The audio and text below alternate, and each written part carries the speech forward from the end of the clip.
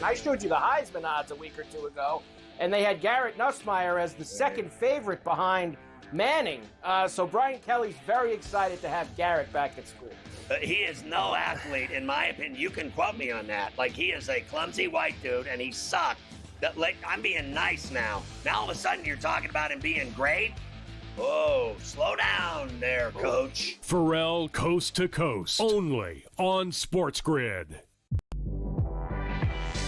Devin Booker, do you know, in those 2 years, actually makes more in his salary than the entire Miami Marlins payroll this year, which I think is at like $62 million. That's a 72.5. I'm just doing the math really quickly. So one guy's worth more than 25, but we know how bad the Miami Marlins is. But hey, I just talk hoops.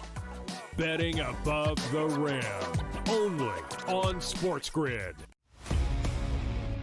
Oh, yeah. Time for the sprint. Let's go streaking here. Don't I mean streaking through the quad. I mean streaking in Major League Baseball, which is what the Boston Red Sox actually are doing right now, Tom. 9-11, 9-12 on the rotation. You have to put some stock into them, especially with their hitters. What the Red Sox are doing, they're scoring runs early. They're scoring runs late. Doesn't matter if it's a walk-off. They're putting up runs consistently, hits consistently. Pro Baseball Today, only on SportsGrid.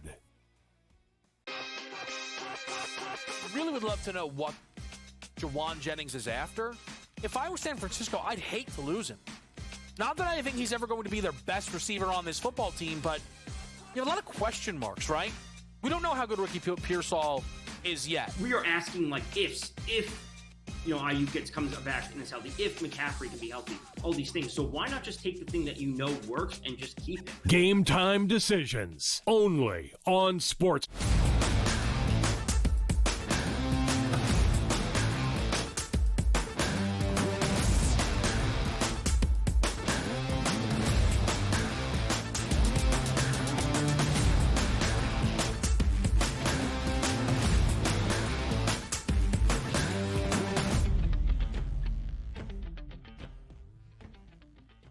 Welcome to hour number 3, our third and final live right here on the early line on this Thursday. He is Donnie. I am Ben. There is plenty to break down, DRS, across the pond at the Open Championship. Round number 1 already underway, and our 3 guys now tied atop the leaderboard in Northern Ireland, all at 4 under, also in the clubhouse. Matt Fitzpatrick, the third to get to 4 under alongside Jacob Skov-Olesen and Haotong Lee. Matt Fitzpatrick was one of the early leans on the early line from our guest that joins us up next, our guy, Keith Stewart. So, of course, we will need Keith's insight for the remainder of this opening round, what the weather is looking like at Royal Portrush, and Rory McIlroy about to tee off to start his play at the 153rd Open Championship in his home of Northern Ireland, DRS, in just under 10 minutes' time. By the way, do the crowds get as excited for the Open when they're at the Open Championship? It seems like it's a much more tame, like 4 rounds, if you will, like the smattering of cheers and claps, as opposed to like in the United States, it feels like you have the more of the roars to me, or that's just the way the mics are always set up over there where you can't really. Yeah, or maybe there's the microphones, because sometimes you watch you watch a like an NFL game on like Fox compared to CBS. Sometimes, that stadium sounds really loud. Maybe you can't have the same microphone like landscape when you expect like wind, a lot of wind and a lot of, rain in the forecast, as opposed to like the United States where it's like, hey, it's 85 degrees with 5-mile-an-hour winds blowing at Augusta at that point. So I always find it interesting where the landscape is different, obviously, but just the actual broadcast of the total is a little bit different for me. Yeah, it's run by the RNA. I'm not sure if it's different because they are across the pond, and maybe it's more reserved golf claps at the homes of golf. Northern Ireland, not necessarily. Royal Portrush has only hosted the Open now twice in the last 7 decades or so. Maybe. I don't know. I feel like Irish people, it's 64 degrees in July right now, and it's like rainy and windy. It looks awful. All they do is drink Guinness. You would think they would be a little bit rowdy in the grandstands all around Royal Portrush. They've got a stadium hole par 3 this week, right? So you know what? I think it's just because we're not watching. I'm sure the crowds are going nuts as we speak. You know what? You know, the next, they should build a golf course around like Stonehenge over there. Like, wouldn't you love to see the U.S. Open go to Stonehenge? You have to hit the golf ball around like the things in the middle and all that good stuff. US like, Open, it's creative Stonehenge. over there. Yeah, come on, man. The British. I mean, and by the way, can we call it the British Open? Like, why is that like a faux No. pas? Come on. No, man. Why not? It is the U.S. Open Open, British Championship. Open. The only Open championship for me, Ben, obviously, is in the United States, and it ain't the U.S. Open. And by the way, the U.S. Open in tennis, that should be thrown out the door. That's golf's event. Like U.S. Open, For change sure. your name. Like, remember WWF? It was like, hey, could be the Wild Worldwide Federation, or it could be the Wildlife Federation. Like, bring the WWF back as well for wrestling. I mean, come on now. Let's get it right here. Listen, I'm just going to say, when you type in like U.S. Open to a search engine to Google, Yes. it only comes up with golf results. It never Good. brings you who They won should be. tennis. Just want that noted. I mean, who By the makes way, more you might money, be tennis seeing a or the name there. WNBA? T4 right now, DRS. 3 under par alongside another Englishman in Matthew Jordan. Sadom Kalkanjana of Thailand Wow. is 3 under through 10. And I appreciate our producer extraordinaire, Joe Frieso, for finding out that pronunciation. Sadom Kalkanjana, 3 under par through 10 holes. By the way, it's funny. We look at the top of the leaderboard, but I got equally excited when I just scroll down like day one, guys like 10 over par, like KJ Choi. I think he used to be a baseball player, now playing golf over there, struggling over at 10 over par at this point right now. So that's what I like to take. Like, give me the bottom. Give me the Guido Migliazzoli out here at 6 over. I mean, where's that guy going? He's going home early. Come on, Guido. He's heading right back to. Oh, by the way, Great name. Wyndham Clark might need some anger management. He's 5 over through 14 right now, near the very bottom of the leaderboard. All right, DRS, one of the hot topics this week, of course, in a month of football, getting ready for football, Hall of Fame game 2 weeks from this Thursday, has been that top 10 quarterback list all around the National Football League. The execs, the coaches, the scouts voting on the best 10 quarterbacks in the NFL at this current juncture. We have talked about the best. Patrick Mahomes won that vote. We have talked about who should be 5th best.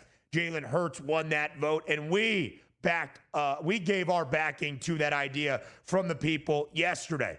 But Donnie, we have basically said that Patrick Mahomes should be in a peg of his own at the top. Yeah. That's widely known around the NFL. We think that Jalen Hurts should be number 5. Most of the public, more than 40%, agreed with that idea yesterday. You're going to have a couple of naysayers. We understand that in this great debate. And Donnie, we have basically said that 2 through 4, you could kind of shake out whatever way you want. Right now, based on those votes from the coaches, the scouts, and the execs, Josh Allen is 2, Joe Burrow is 3, and Lamar Jackson is 4. We said, all right, however you want to shake it, 2 through 4 makes some sense. They're in kind of their own tier among everybody else, 5 through 10. But then we got to thinking, who is truly by himself that second best QB in the NFL? We wanted to hear from you and Fade the Public.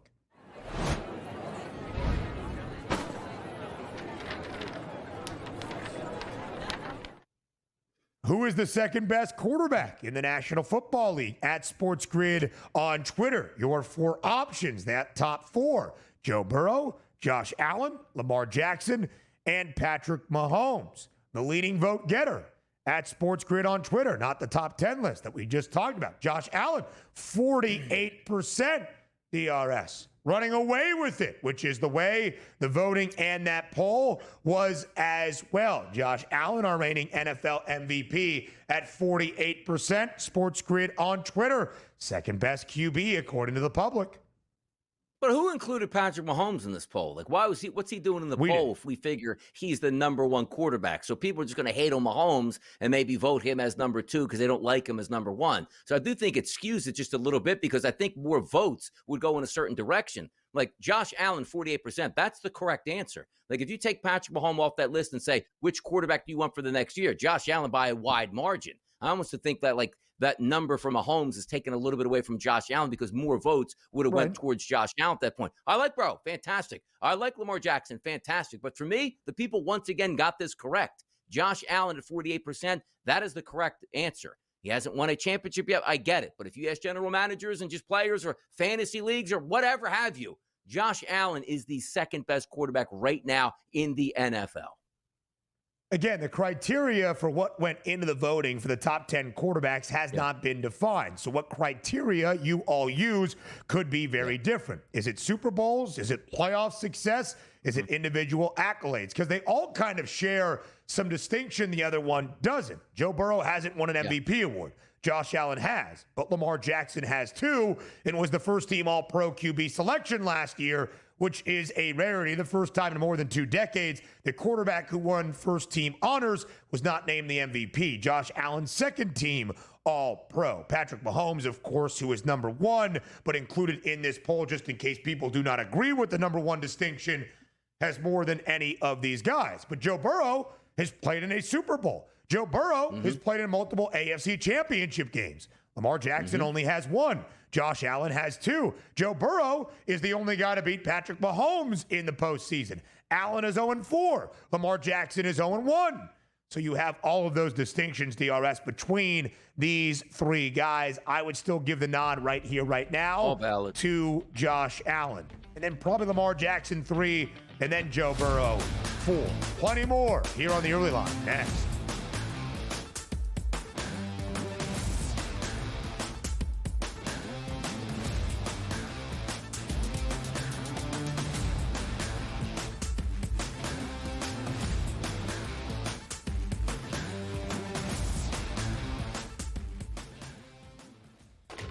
Enter into the magical world of McLuck.com, where even the smallest of spins can win real cash prizes. Adventure into over 1,000 of the best Vegas-style slot games. So what are you waiting for? Unlock your free welcome offer today. Join the fun where winners play and players win. 2 guys that can do it all. Too much electricity this morning. This is a good time. We're having a lot of fun. I had to do a triple take. Ka-ching! Why? Because of parity. I didn't mean to offend. Yeah, it's not going to happen. Load management is a dirty word. Let him rip. You know what? Circumstances provide the results. What? How do you do this once? Oh, Donnie, you got such a good show there. A network that is booming. The Early Line, only on SportsGrid. We're going to go through every single thing, and I've got a great team behind me that's going to help me get the job done. I want this to be the place that people come to. There is going to be an energy to game time decisions that you will feel night in and night out. We are going to hit every single one of those markets that you need to know about. We will have everything at our disposal, and we will use that to our advantage. There is not going to be a better place, I promise you, than Game Time Decisions. I'm Kevin Walsh. Tune in to Game Time Decisions weekdays on SportsGrid. The game is on. The stakes are high. But the action isn't just on the field. He's rearranging that ring.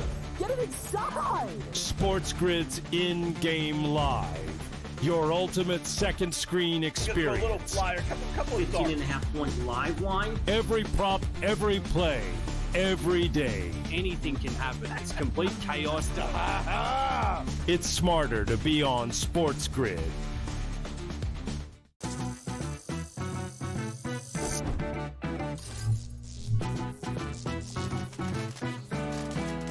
Did you know sportsbooks tend to draw up tighter bet lines for events that get even more bettors, like championship games or major matchups? My tip, try betting on less popular sports. You might have a better shot at beating those odds.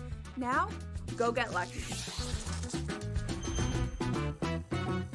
See you in Las Vegas. Let's get lucky.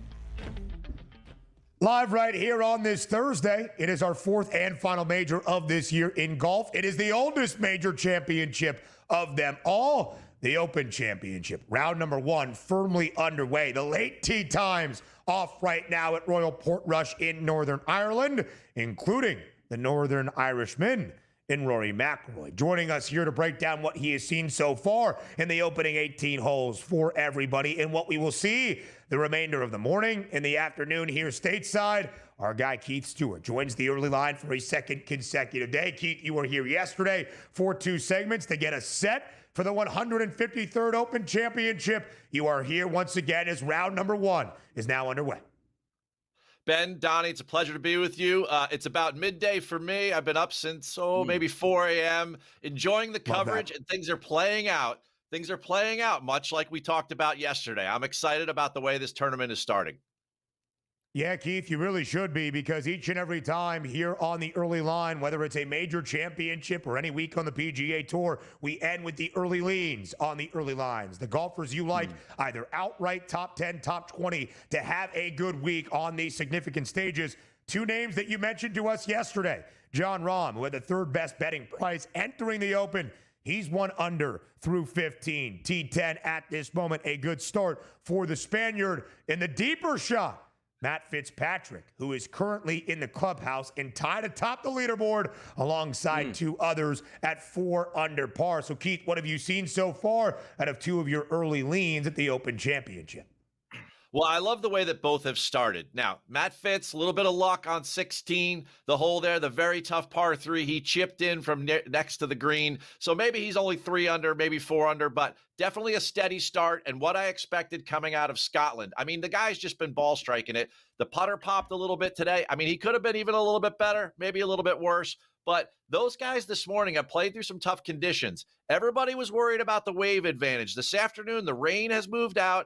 The wind is only blowing in that 12 to 15 mile an hour land, and the temperature's in the mid 60s. I mean, that's pretty much summertime in July there in Northern Ireland. So Rory and Victor and the guys this afternoon, they're going to have a chance to score a little bit, and we've seen some scoring. Now, as far as Rahm goes, I love the start. He's at 12 of 15 greens in regulation. And if you look at the guys that are in that top 6, the top 9, 10 names on the leaderboard, those guys are the guys that are leading in strokes gained approach. Not necessarily putting, not around the green, and not off the tee. And we talked about this yesterday. You have got to be an iron killer this week. These are small greens in the wind, and those guys are already leading. So you know what? I love our leans because those are the types of guys we picked.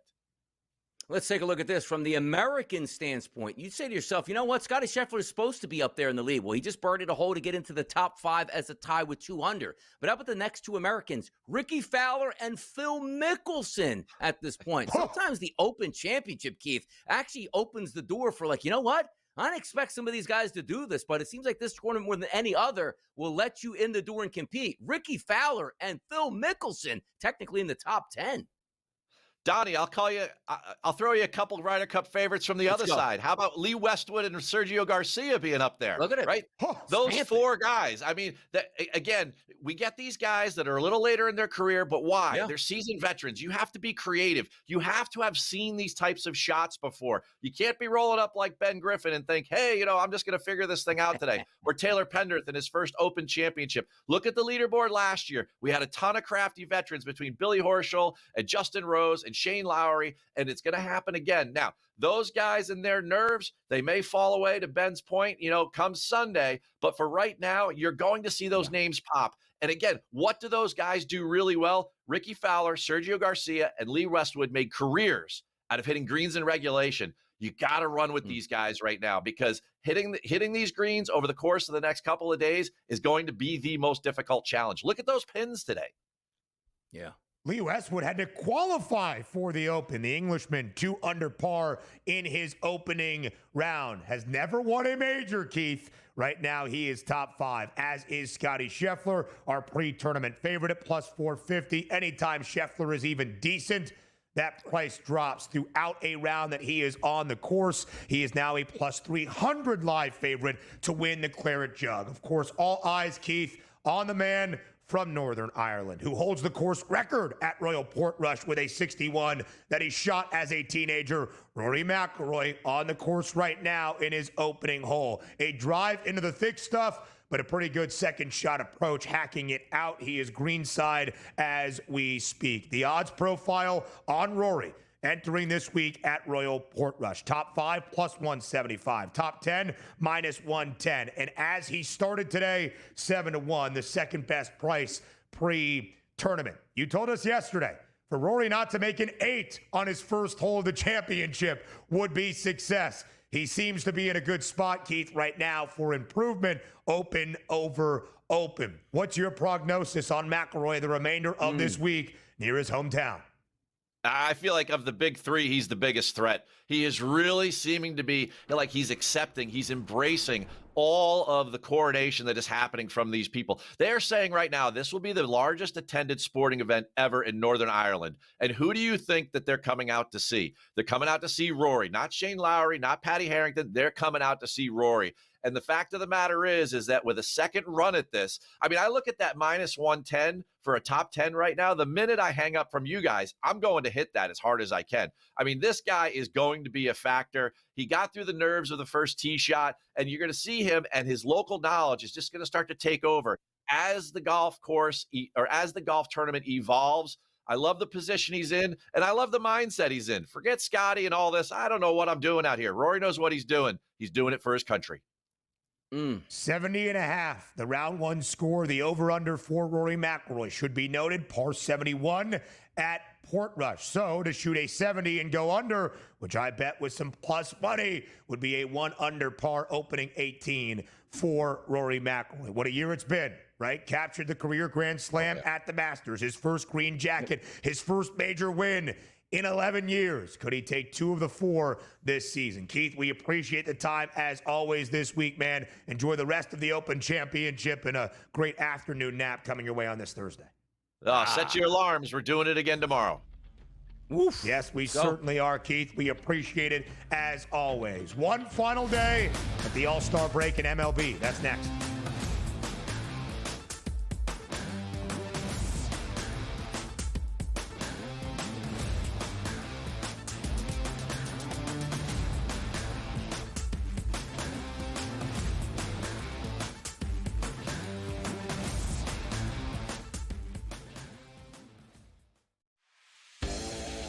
And I showed you the Heisman odds a week or two ago, and they had Garrett Nussmeier as the second favorite behind Manning. So Brian Kelly's very excited to have Garrett back at school.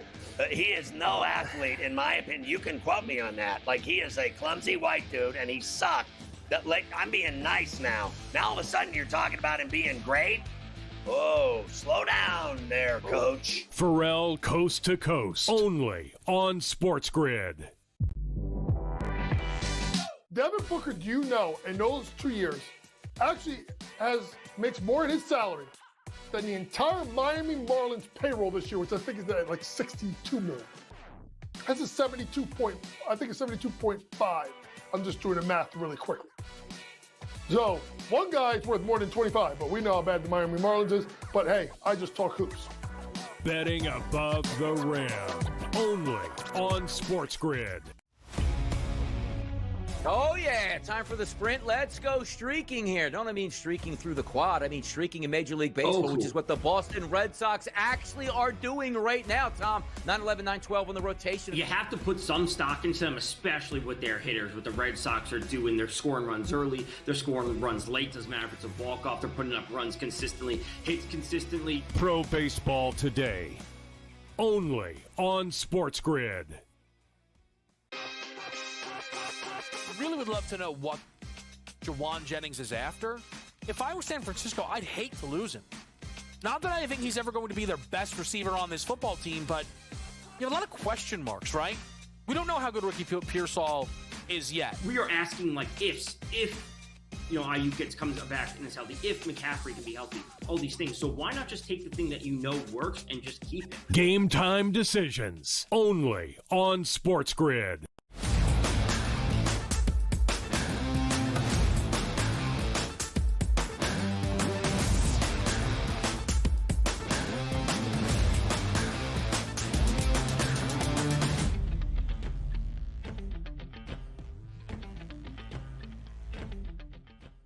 You have made it.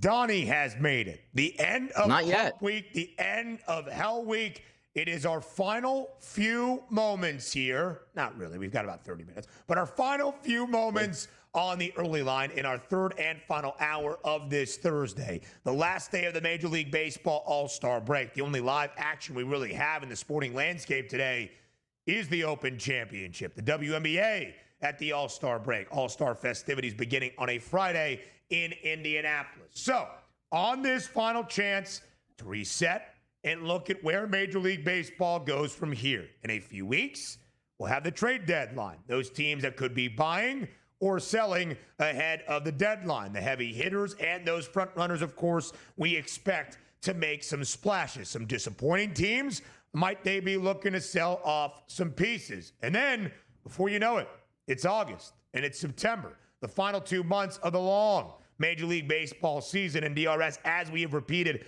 so many times, it's not the halfway point. We're not at game 81.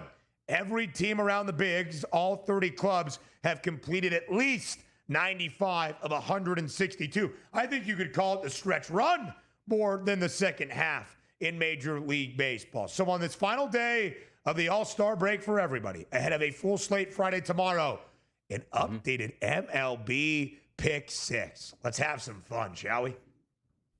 Man, why not have some fun at this point? We should even got a stinger in at this point right now. The budget should be high. We haven't had to spend any money over the past 4 days because there's been no sports out here. We should have had a nice stinger for the Pick 6 of the second half. You know what I mean? Come on. That's how about good. That for we a should stinger? do, you know how like sometimes when we used to do bye, we would throw in Lisi's voice on a daily basis. He would go, great.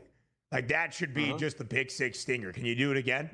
We'll need him By the way, NFL before we season. do that, like, can Lisa pick up extra work at the network now by just like doing voiceovers? Like, I'd like to see him back on the network sooner than later at this point right now. But yeah, the Pick 6 of the second half. You know what I mean? Like something like that, just to get us through. It was a nice stinger to say this is our last day because Ben, autopilot, right? 52 weeks in a year, right? So you take a look and say there's 2 weeks where you can't be on autopilot. It's this week where you really make your money, and then it's Super Bowl week. All outside the other 50 weeks, we can just flip on autopilot and get after it. You can't do that this week. Like there's other shows on the network that say, mercy, I can't work Thursday. I'm not a good enough host to work on a Thursday. Find out a little bit later on the show. I'm not going to tip you guys off, but there's a show tonight that's not on because that host said, I don't have anything to talk about for an hour and a half. Now, if you guys know what an hour and a half show looks like, you'll find it later on the network, but I'm just letting you know. I'm not going to tell you what some it hosts is. Some hosts out here can't work these days. Ben and I, we're here for the people. Always remember that. Always. Some hosts can't work today. I'm not going to tell you what it is, but tonight, an hour and a half show. If anybody is a loyal SportsGrid viewer, they already know what Donnie is talking about. Listen, last couple of Thursdays, we've had to disavow a lot. I disavow that notion that we ever go on autopilot or we call out our colleagues and good friends. Yep. All right. For the Pick 6, by the way, here are our 6 categories. Our World Series prediction, the matchup and who wins it, along with the price, who ends up as the home run leader in the bigs this year, an award market bet that we like, MVP. Those are pretty strong prices to lay right now. Cy Young, reliever, manager, rookie. We'll talk in just a moment. An updated win total here at the break for the final 65-plus games of this year. A playoff price that we like and a team to watch. That could be their selling or maybe a long shot to make that playoff push. DRS in the final minute of this segment. We'll continue the Pick 6 for most of this final half hour. I ask for your World Series prediction, my friend. Who's playing in the Fall Classic and who wins that championship? Yeah, I wanted to have a little bit of fun with this, too, because it's easy just to say, well, the Dodgers will be on the one side, and quite frankly, they just might be on that one side. But for me, I want to look sort of down, like who can actually catch the Dodgers? Who can perform in the playoffs? Who can be that team that you can get a great price on, but still not say, well, that was the stupidest pick you ever made, Donnie. Why did you go with that team? It's actually the San Diego Padres, and hear me out on this, and I'll start with this. It is always about pitching. Michael King is a really good young pitcher that you got from the New York Yankees. This year's been on the IL, but he's working his way back. And I always say, Ben, sometimes not the additions that you make by making a trade, your best quote-unquote trade, just by getting back some of your better players healthy for the stretch run. King, Cease, Pivetta, Darvish as a 1 through 4 with a really good bullpen. that can do damage. And I'm not even talking about the lineup that I like that has been underperforming for the first half. If we get back to being average in that lineup, why not the Padres getting there? Why not? We'll talk more about the pick six at the All-Star break next.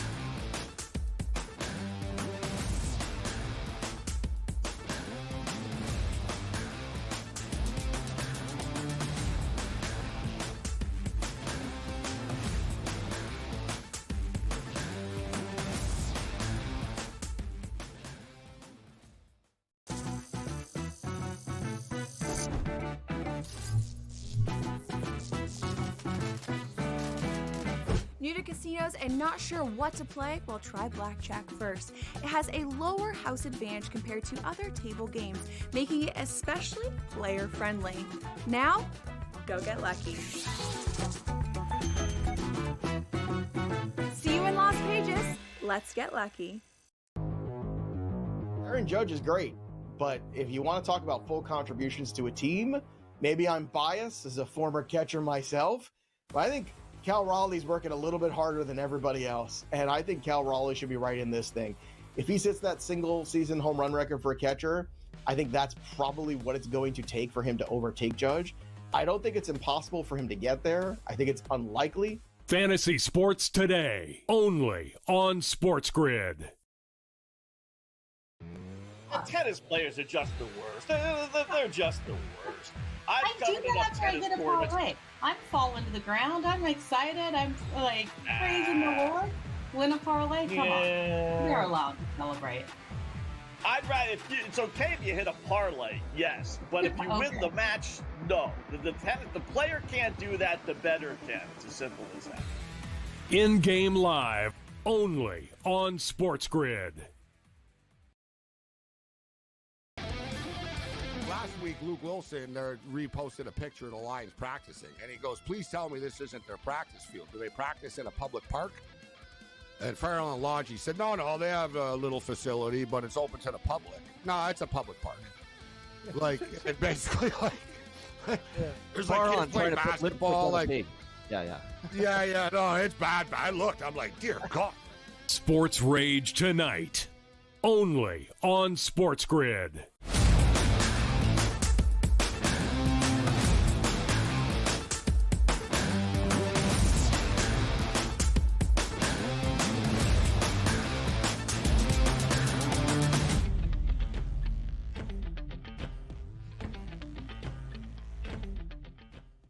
A pick six for the second half of this Major League Baseball season on the final day of the MLB All-Star break. DRS, let's dive into it really quickly once again, because we are going to start with our World Series predictions and our matchups and who ends up being crowned a World Series champ. Yours is a fun one, and one that comes with a very long price of 140 to 1 if it happens. The Padres over the Yankees. Why do you feel that way here at the end of the All-Star break? I just wanted to sort of break the mold and say which team can catch a little bit of lightning in a bottle. You take a look at the Yankees. We know they're going to make some changes there. And also they're fighting with a team like the Detroit Tigers, who are very good, and also the Houston Astros, which I think can be up there. So I was just looking at a point where it's like, I could see the Yankees getting there, but I wanted to swing a little bit more for the fences because the San Diego Padres pick, Ben, is the one that's actually going to cash in that bigger part of that 140 to 1. There's no guarantees that they even get into the playoffs, let alone make it through the, wild card rounds and the NLCS and all that good stuff before they even make it to a World Series to possibly play the New York Yankees. But for me, I just look at the Padres and say to myself, that's a team that could have that pedigree. They've been in the playoff mix before. They have superstar players there, a starting pitching staff that can hold up, and also a bullpen that can close out games. And also the thoughts and the whispers of, hey, we would need a guy like a Jarren Duran at the top of that lineup here. They're going to make changes to that lineup here. And I just wanted to catch a little, as I said, lightning in a bottle, 141 price, a little bit of a fun bet to root on down the stretch. They have a lot of talent, DRS, in the offensive 1 through 9. Manny Machado has had a great year. Fernando Tatis Jr. has been excellent in the outfield. The youngster Jackson Merrill, and of course others that dot that lineup. And more importantly, as you mentioned, the starting staff looks really good on paper with the return of a healthy Yu Darvish and a healthy Michael King alongside Nick pitching Pivetta and Dylan Cease. I'll talk a little bit more about San Diego in a moment. DRS, my World Series prediction on opening day was the Dodgers and the Tigers. I do believe the Dodgers will eventually be there. The Dodgers won a World Series last year without their top line starting staff, and they dealt with some injuries to that starting rotation in the opening half of the year. But if those guys are back for the second half, and namely October, it's going to be really hard to beat LA. Tyler Glass now is back. We have talked about Shohei Ohtani working his way back on the bump. Yoshi Yamamoto is an all-star and has looked great. And Donnie, if Roki Sasaki and Blake Snell come back, I'm not even sure what Dave Roberts does with how he formats his pitching staff come the postseason. The Dodgers, I believe, are going to be there. But it's not a great price, of course, on LA, either to win a World Series or the National League pennant, because playoff baseball, very different than even the regular season and those expectations. But on opening day, DRS, I had a bet on the Detroit Tigers to win the American League at a 10-1 number. It is not 10-1 any longer. Detroit is the favorite at plus 260. And I trust a guy that was the Dodgers' ace by the time they got to the World Series in their opening game starter, Jack Flaherty, who is the number 2 in Detroit and the best pitcher in baseball in Tarek Skubal, to be enough for this young and talented Tiger squad to maybe win a World Series. Why not? Let's have some fun. The Tigers over the Dodgers at a 16-1 price in the Fall Classic. Motown getting back to a championship round and cutting it down. Hey, by the way, if you can get Flaherty to certainly step up as that number 2, you already know you have that number 1, and that's half the battle once you get into the playoffs itself. And also, the expectations of the regular season can bleed over into the postseason. Oh, where have we saw that before? Oh, OKC does very good in the regular season. Just wait till they play the better teams in the playoffs, man. They won't be able to hold up. They did. Why can't the Tigers take a page out of OKC and say, no, it is our year. We didn't have a fluke regular season. Let's go out and win this damn thing. Kind of like the Tigers and the Lions, DRS, both in Motown, both doing things they have not done in a very long time, but continuing that success, even elevating it. The Tigers getting to the playoffs for the first time in a decade last year, winning their first playoff game since 2014 at Comerica Park, hoping to do the same. If they get to the World Series, first appearance since 2012. If they win the World Series, first time in more than 4 decades since 1984. DRS, the home run leader. Will it be Big Dumper, who has the 3-homer advantage right now in our Derby champ? Cal Raleigh with 38, 3 in front of Aaron Judge? Or will playing in the Northwest the remainder of this season when Aaron Judge is up in the Bronx and the other warm weather spots around the American League East down the stretch be too much? DRS, who is going to be the home run champ with the most dingers at the end of 2025? It's going to be Aaron Judge, and you say, hey, man, I can get Cal Raleigh with a couple home runs plus advantage and a plus money number. Where do I sign up? He might, frankly, win that, but I'm just looking at expectations and statistics that could possibly back it up. There's a guy that's looking for yet another 50-plus home run mark in his career. That's not Cal Raleigh. That's Aaron Judge. He knows how to hit volume home runs and has done it multiple times. But also, it just can't be overlooked. Like the one most impressive feat maybe in Major League Baseball history, if you remove like the cream and the clear, was Barry Bonds playing in an unbelievably good pitcher's ballpark and scorching 70-plus home runs with that being his home park there. Now, granted, we understand that you play half your games on the road, but you do play half of your games at home, which could be a detriment. It's not for the Yankees in Yankee Stadium. It's not for playing at Fenway or up in Toronto and now in the beautiful warm weather city of Tampa Bay in the heat and the elements, or even in Baltimore. You got great hitting cities up and down, which includes your home ballpark. That's an advantage for Aaron Judge. He's used to the spotlight. He's used to being an MVP. He's used to being in New York City and performing well. I can't pass up Aaron Judge winning that home run title once again. I'll take him back at the minus 140 price.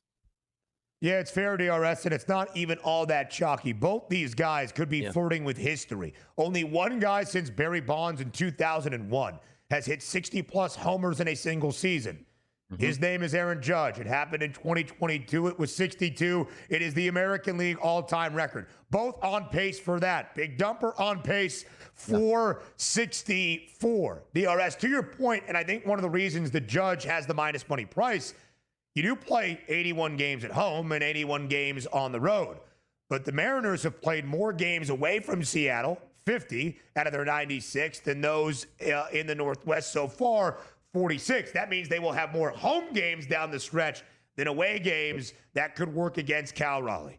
I'm still going to trust Big Dumper just because I love Big Dumper and I love Cal Raleigh. I'll take the plus money price at plus 110 with the 3 home run advantage. Do I have a strong metric that tells me Cal Raleigh will withstand Aaron Judge? No, except for that he has a 3-home run lead and a much better nickname. An awards market price, DRS, that we like. MVP, as we have talked about at length, if you're going to lay it on the favorites right now, probably not the best number. And Donnie and I both believe that despite Cal Raleigh building the narrative, probably not going to catch Aaron Judge. And despite Pete Crow Armstrong having a historic year as well, more than likely not catching Shohei Ohtani. So not in the MVP races, but elsewhere, DRS, what's the awards bet that you like most on this final day of the All-Star break? I'm going to go Josh Hader, and we'll take him at a plus money price to be the AL reliever of the year, if you will. In the American National League, it's the Padres. You take a look at Robert Suarez with 28 saves total, but there's 2 guys listed at 25 saves that will battle. That's Josh Hader of the Astros, and that's also Carlos Estevez for the Royals. And also, when you look at the field, sometimes it comes down to just how many saves you have. Like, you're the reliever of the year. You're going to take a look at ERA. We get that. But also understand this. The same way we talk about in the National League with Zach Wheeler on the mound going up against Paul Skeens. The human element creeps in. One guy's pitching unbelievable, impactful, high-leverage situation games down the stretch and picking up wins.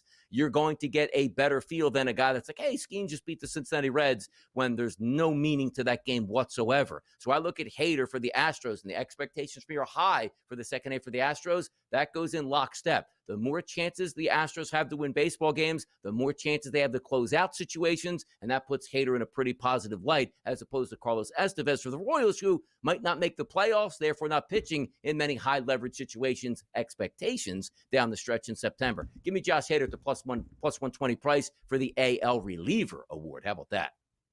I like that look, DRS. The NL reliever of the year favorite is Edwin Diaz. He's been lights out for the New York Mets, but only has 19 saves in comparison to San Diego's Robert Suarez. Edwin Diaz this year is 4-0. He doesn't have a loss. Suarez has 4. I'm not so sure if Edwin Diaz has a blown save. We can check that as we come back on the other side of the break. He did blow the save in the All-Star game, but at least through this regular season, he has won this year. We'll talk more about our pick 6 of the All-Star break next.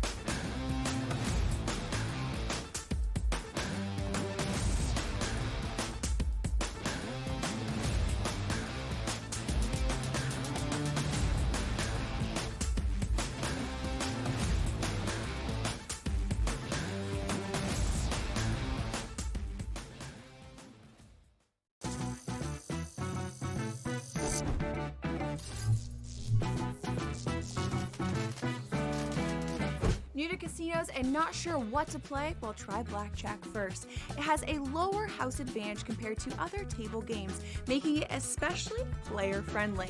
Now, go get lucky. See you in Las Vegas. Let's get lucky.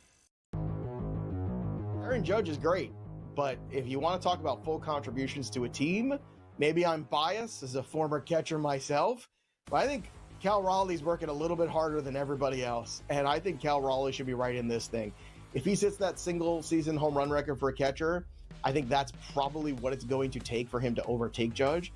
I don't think it's impossible for him to get there. I think it's unlikely. Fantasy Sports Today, only on SportsGrid. The tennis players are just the worst. They're just the worst. I do that after I get a parlay. I'm falling to the ground. I'm excited. I'm like praising the Lord. Win a parlay. Come on. We're allowed to celebrate. I'd rather, it's okay if you hit a parlay, yes. But if you win the match, no. The player can't do that, the bettor can. It's as simple as that. In-game live, only on SportsGrid. Last week, Luke Wilson reposted a picture of the Lions practicing, and he goes, please tell me this isn't their practice field. Do they practice in a public park? And Farrell and Lodge said, no, they have a little facility, but it's open to the public. No, it's a public park. Like, it basically, like, there's like kids playing basketball, like, yeah, no, it's bad. I looked, I'm like, dear God. Sports Rage tonight, only on SportsGrid.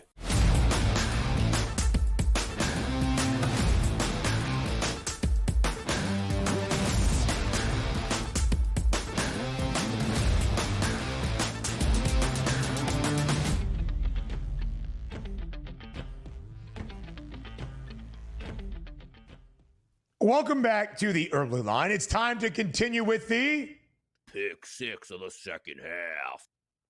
There you go. Indeed, it is, DRS. Yeah. Let's break it down. Final day of the All-Star break. That our animation stinger to get you excited for the entirety of what we have here in the pick six. We were talking about those relievers. Again, Edwin Diaz, a minus 175 favorite in the National League to win reliever of the year, despite Robert Suarez of San Diego having 9 more saves. Diaz only 19, only one blown save for Diaz, and does so in emphatic fashion with plenty more Ks this year. DRS, my award best bet is Zach Wheeler at minus 125 to win NL Cy Young. I still think you can bet that number despite Wheeler now being the favorite. Probably would have been better a few weeks ago at a much longer number when Paul Skeens was the minus money favorite. But I think the odds are only going to increase to back Wheeler. We have talked about it. Skeens has the best ERA in baseball, but Wheeler has been lights out. Skeens' individual performance certainly worthy of consideration. Wheeler's is as well, and then Wheeler is the ace for a team in a pennant race trying to win a division. I think at the end of the day, come September, that is going to be a stronger price than even now of 20 cents of difference between these two guys. But I do have to say, you and I kind of fudged up, my friend. We should have had at least one of us with an award best bet on our guy, Jacob Wilson, or Nick Kurtz of the Athletics to win American League Rookie of the Year. Wilson, the All-Star starter at shortstop for the American League on Tuesday night in Atlanta. Now even money plus 100. Still love that look. Yeah, rooks are tough, though. That's the problem with it, right? Like, it's just so fleeting sometimes. Like, oh, they're on top of the mountain, and then they're back in AAA out of nowhere. It's like, oh, there goes my ticket in my back pocket. They're the tough ones here. They're the real coin flips. So we're trying to give the people those expectations of what you can actually sink their teeth into. That's what we're giving them, Ben. All right, DRS, let's fly through our final through of the pick six for the second half. Here with our favorite win totals now updated at the break. DRS, that's a little bit of home cooking if I do say so myself, my friend.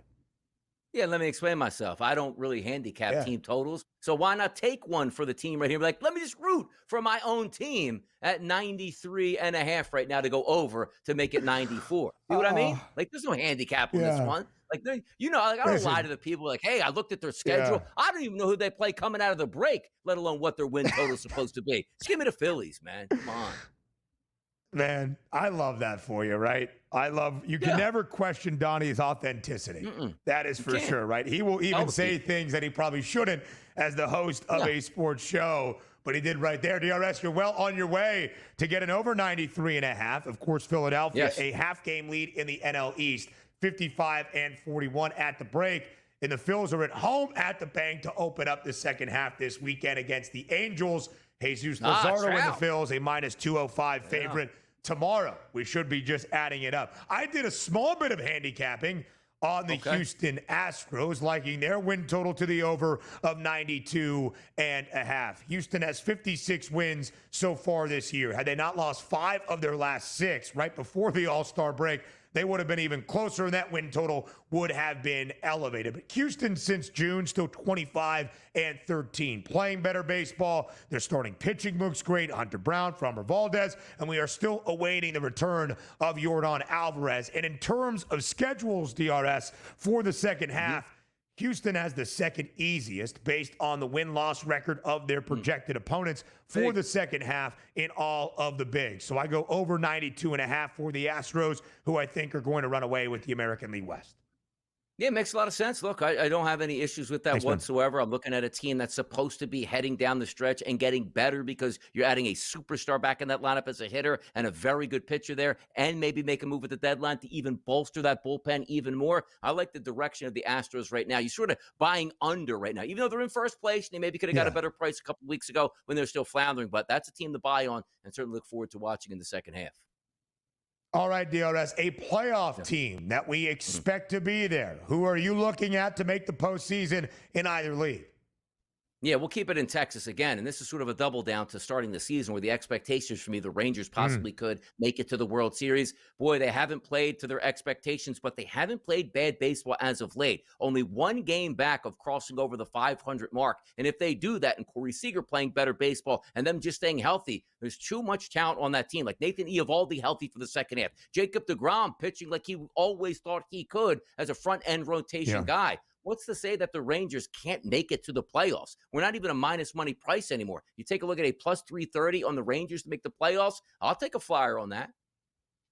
I love it, DRS, and it kind of goes and correlates with my team to watch, which is Texas as well. Now, the Rangers have a more difficult schedule than most coming down the home stretch, 6th hardest in all of MLB. But right now, DRS, Texas, where it stands, they're only 3.5 back of a wild card spot. Yeah. And the Rangers are trailing a team in their own division, the Seattle Mariners, by 3.5 games for that third and final wild card spot. There's only one team sandwiched in between Texas and Seattle as well with that 3.5 game difference, and it is the Tampa Bay Rays. DRS, my playoff team is the San Diego Padres. Right now, that third wild card team, a half game in front of their divisional mates in the San Francisco Giants. And for all the reasons you think the Padres can win a World Series are all the reasons I think San Diego will solidify that spot as a wild card team in the second easiest schedule in the National League post All-Star break. DRS, your team to watch is who? It's going to be the Rays. You just can't quit this team, Ben. We don't even know their household names at this point. Multiple All-Stars, though, looking to step up on the biggest stage, playing in a nice environment that you can bet them on team totals. You can bet the game total to the over, hitting props on the Rays. That's a team I want to watch because, number one, they're fun to bet on. They play in a great atmosphere. And number two, I think there's a legitimate chance they have a chance and a path to make it to the playoffs. 50-47 on the season. Give me a good second half here, Tampa. I'll be watching. DRS, it should be noted, we talked about the Rangers. You think they can make the playoffs a plus 330 place. I think that is worth it. 3.5 games back of who? The Mariners, the divisional foes. You play 13 games against your divisional teams each and every year. Texas has already played Seattle 9 times. The Rangers are 2-7. They are going to lose that regular season tiebreaker battle. Just should be noted if it comes down to it for wild card spots. DRS, enjoy Moneyline, man. Power through the final day of Hump Week. More of the early line next. We'll talk tomorrow.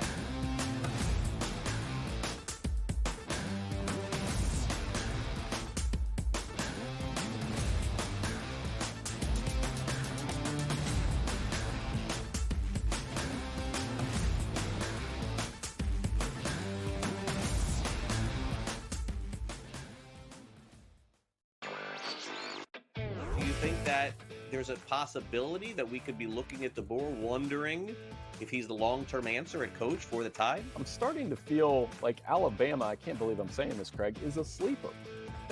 4th easiest schedule in the SEC this year. Ryan Williams is back. I think the friendly, these early season games against Florida State and Wisconsin, that is friendly for Alabama. Newswire, only on SportsGrid. Sick and tired of seeing tennis players fall to the ground in disbelief, they captured the Rubik's Cube here. It's take it easy. You won 6-love, 6-2, 6-3. I mean, it's not like it's dramatic. I did today, but I'm saying, I see that guys do that all the time, and women do that. It's relax. You won in straight sets. It was a foregone conclusion an hour ago. Stop pretending like it was a dramatic victory. In-game live, only on SportsGrid. You are going to bank on Luka Doncic, who is a phenomenal talent, but his defense has been questioned, his work ethic, his time has been questioned, and his conditioning has been questioned.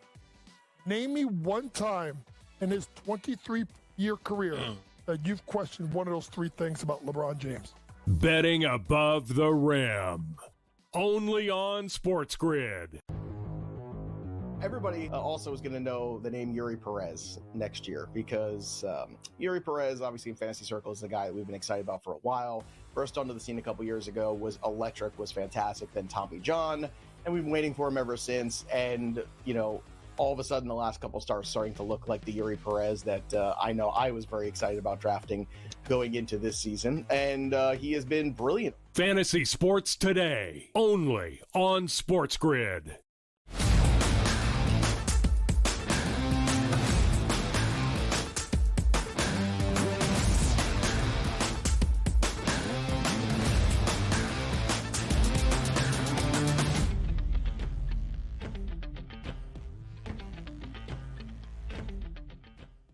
Rounding out our 3 hours together live right here on this Thursday on the early line. A quick update at the Open Championship. Scottie Scheffler, 3 under par, had a putt on 18, his final hole of the day to tie the co-leaders at 4 under. Those guys right now still Matt Fitzpatrick, Haotong Li, and Jacob Skov Olesen all at 4 under. More than likely as Scottie tidies up his par putt that is very close to the cup. He will end his opening round with a 3 under par 68. Again, par 71 at Royal Portrush. Know that for any of your round over under score bets as well. How about the native Northern Irishman, Rory McIlroy? Bogeyed his first, birdied his second. Rory back to even par. Scottie is at 3 under. Some familiar names.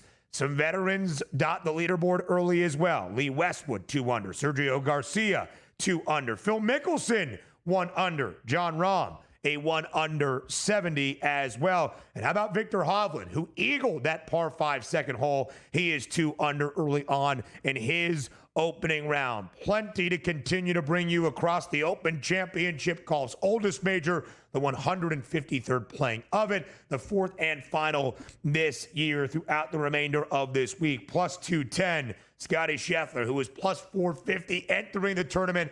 But after an opening round, 368, only 1 shot back of the leaders. Of course, a very short price at plus 210 live right now. Rory's second best number at 8-1. Again, he is even, only 2 holes in to his opening round. It is the first day at the Open Championship. It is the 4th and final at SEC Media Days in Atlanta. Our 4 teams at the podium meeting the media and reporters today.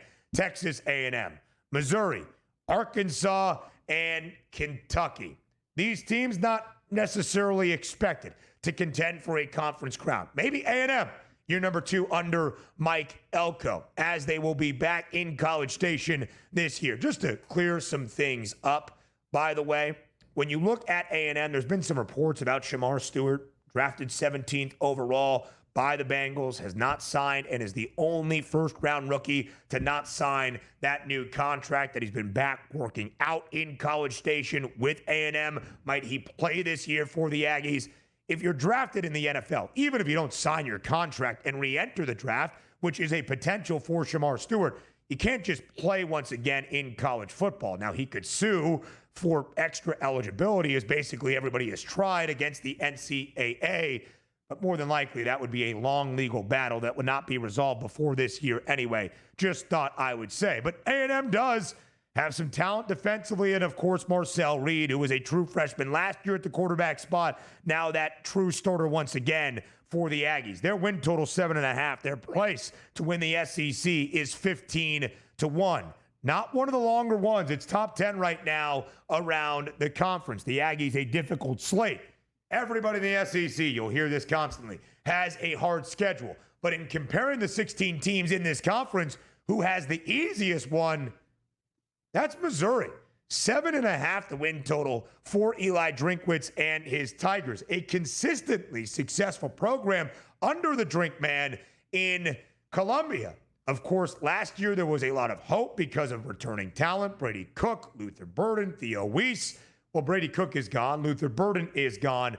But Missouri was aggressive in the transfer portal, adding the backup at Penn State and a wonderful athlete in Bo Perbula, who, of course, made some headlines as he hit the transfer portal, left Penn State before their CFP run. Don't blame Perbula. Blame the scheduling of everything in college football. It is now the signal caller for Mizzou. 7.5 that win total for the Tigers, but the easiest schedule in the SEC entering 2025. What do Sam Pittman and the Hogs have in 2025? 5.5 the win total for Arkansas.